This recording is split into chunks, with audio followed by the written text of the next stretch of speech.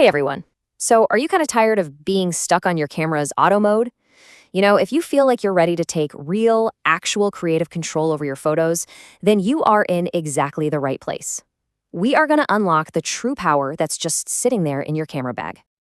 Look, we've all been there. You just point, you shoot, and you pretty much let the camera do all the thinking. And you know what? Auto is a fantastic starting point, but it can also feel like a creative cage. It's really just designed to give you an okay photo, not necessarily the amazing photo that you're picturing in your head, right?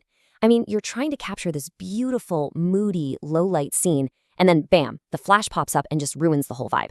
Or maybe you're trying to get a cool action shot of your friend, and the picture just comes out as a blurry mess. The thing is, your camera is just guessing what you want, and, well, a lot of the time, it just guesses wrong. But what if you could just grab the controls yourself? Well, the good news is you absolutely can. The secret, the real key, lies in understanding one single fundamental concept that actually governs every single photo you will ever take.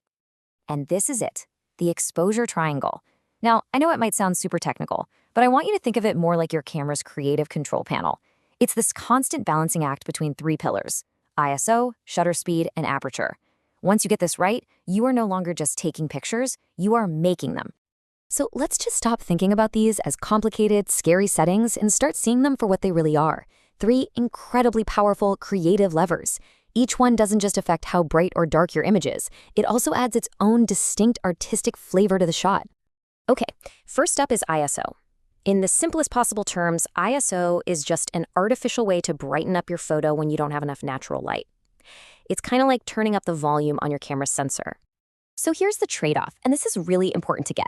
At a low ISO, say 100 on a bright sunny day, your image is going to be incredibly clean, super crisp. But when you start pushing that ISO higher to shoot in the dark, you're essentially asking the camera to amplify the little light it sees, and that can introduce what we call digital noise or grain. You'll get the shot in the dark for sure, but you might have to sacrifice a little bit of that perfect clarity. So just think of ISO as your go-to problem solver for light. It's the tool that makes sure you can capture an image whether you're on a bright, sunny beach or in a dark, candlelit room. It's your lever for controlling light sensitivity. All right, next up, shutter speed. This one is all about time. I want you to imagine your camera sensor has this little curtain in front of it.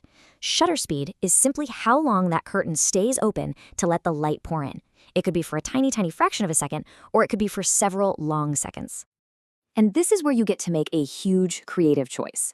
With the super fast shutter speed, you can literally freeze a hummingbird's wings in the middle of a flap.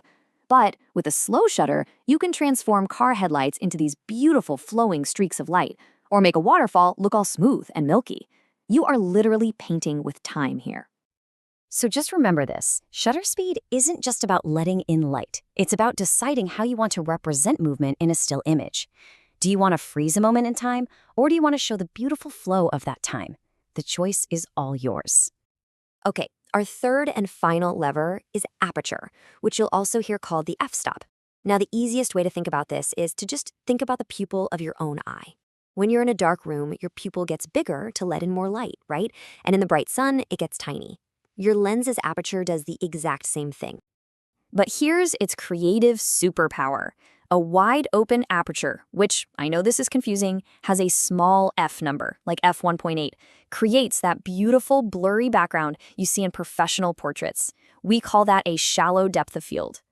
On the other hand, a narrow aperture with a large f number, like f16, keeps everything sharp, from the flowers right in front of you to the mountains way in the back. So ultimately, aperture is how you tell your viewer what's important in the picture. Do you want to isolate your subject against this soft, dreamy background? Or do you want to show the epic scale of a huge landscape where every little detail matters? That is the power of aperture. Okay, so we have our three levers: sensitivity, time, and the size of the opening. But here's where the magic happens. They don't work by themselves. They are in this constant dance with each other. And you're the choreographer. Let's see how that actually works in a couple of common situations. So just take a look here. On a bright day, you've got tons of light to work with. That means you can use a nice low ISO for a clean image, a fast shutter speed to freeze any action, and a narrow aperture to get the whole scene in focus. But at night, it's the total opposite. You're starved for light, so you have to make the sensor more sensitive with a high ISO, you need to keep the shutter open a little longer, and you've got to open that aperture up wide just to gather enough light. You see?